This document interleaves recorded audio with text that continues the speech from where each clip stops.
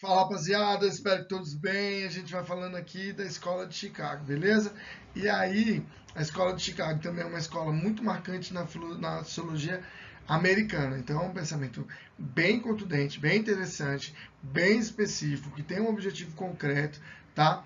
E diferente da Escola de Frankfurt, porque o importante da Escola de Frankfurt eram os pensadores.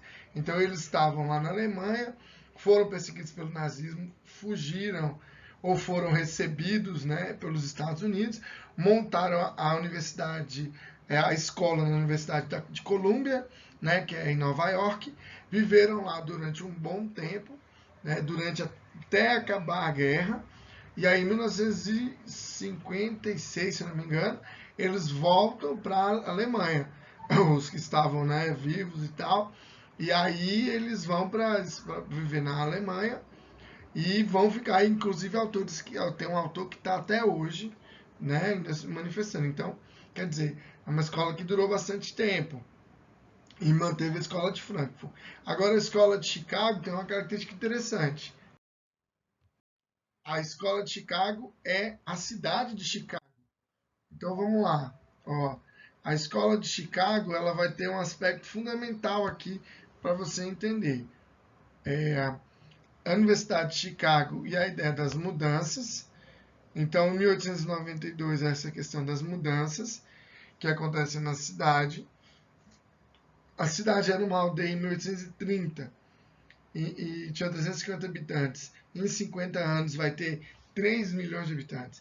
Então, a mudança é muito grande, é muito brusca, é muita coisa acontecendo em pouco tempo.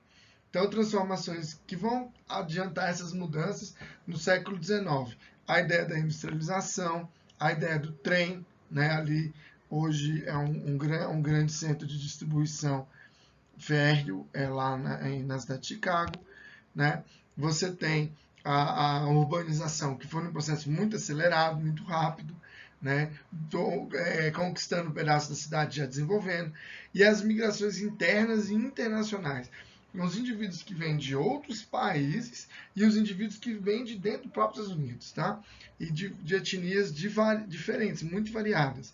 E com isso você tem uma sociedade que não vai ter um enraizamento, ou seja, vai ter o desenraizamento. O que vai acontecer aqui? Ó? Você tem uma heterogeneidade. Você não é uma cidade antiga de tradições, né, definidas, né? Não, é uma cidade que você vê, por exemplo, a valorização lá do St. Patrick's Day, né, que vem da Irlanda, que mobiliza a cidade. Então você tem várias características interessantes que mostram que é uma cidade que não é muito assim antiga, tipo Brasília, assim, que não tem muitas características próprias, né? Então a heterogeneidade, que é um povo muito misturado, muito diferente do mundo inteiro, a desestabilização por causa disso e a reorganização das atividades. Então, ao passo que vai desenvolvendo, vai desestabilizando, vai criando novas ideias, tá? E não só das atividades, mas também dos estatutos. E também a questão da delinquência e do crime, no caso do crime organizado. Então, ó, Chicago é um laboratório, é toda Chicago que funciona como o objeto de pesquisa. Então, essa é a diferença da escola de Frankfurt. Na escola de Chicago, a preocupação com eles, principalmente é essa aqui, ó, é entender a patologia, o crime. E depois usar a cidade como contexto.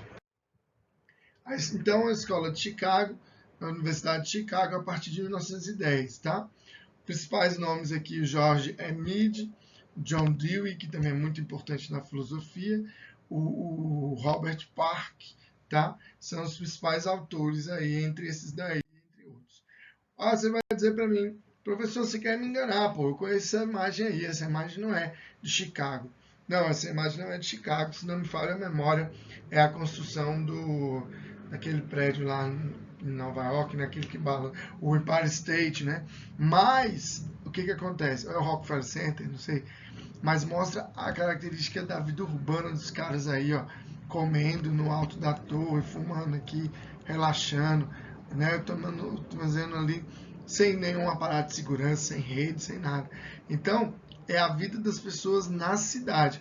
como que a cidade... Quem olha isso aí, hoje acha chocante, mas na época isso era normal, entendeu? Então, como que a vida na cidade muda, gente?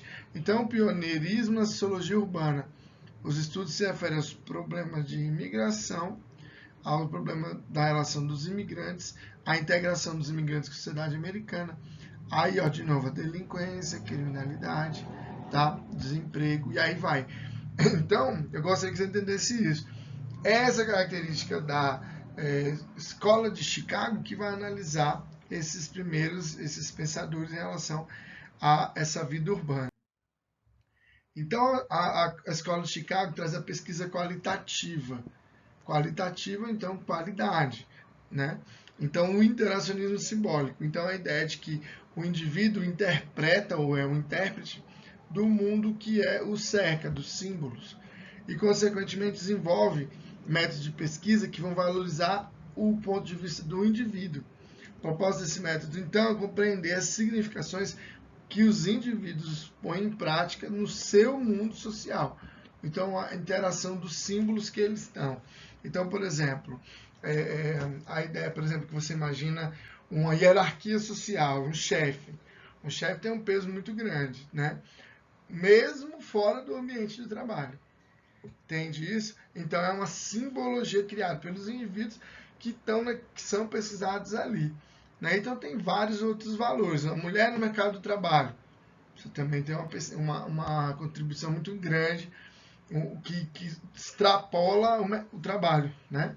E aí, ó, você tem o início desse interacionismo simbólico na Escola de Chicago. Os métodos de pesquisa da Escola de Chicago. O trabalho de campo na cidade, a cidade toda como forma de pesquisa. Uso de documentos muitas vezes pessoais, como carta, diário, jornal, né? Acervo pessoal, fotografia. Exploração de fontes documentais, isso que eu falei. A cidade toda, norte, sul, centro, né? Temas sociais como os conflitos étnicos e as tensões muito presentes na cidade. E os exemplos de comunidades de imigrantes, violência e delinquência juvenil. Então, o que acontece? Você vai ter aí os indivíduos que não se integram. Então, rapidamente, aqui eu quero só falar aqui, por exemplo, o grupo dos irlandeses e dos poloneses, eles não se encaixam, principalmente o irlandês. O irlandês tem a parte católica e a protestante na Irlanda. Aí o católico sai da Irlanda e vem para os Estados Unidos, que é protestante. Aí o que vai acontecer? Ele nem encaixa aqui nos Estados Unidos, quero falar, e nem se adapta. Aí é um processo que o Durkheim vai chamar de anomia. Então ele nem encaixa num lado, nem encaixa no outro, fica à parte, descamba para a criminalidade, e aí ele vai ser acolhido por quem? Pelas gangues. Então, as gangues lá de Chicago são muito difíceis de combater, né?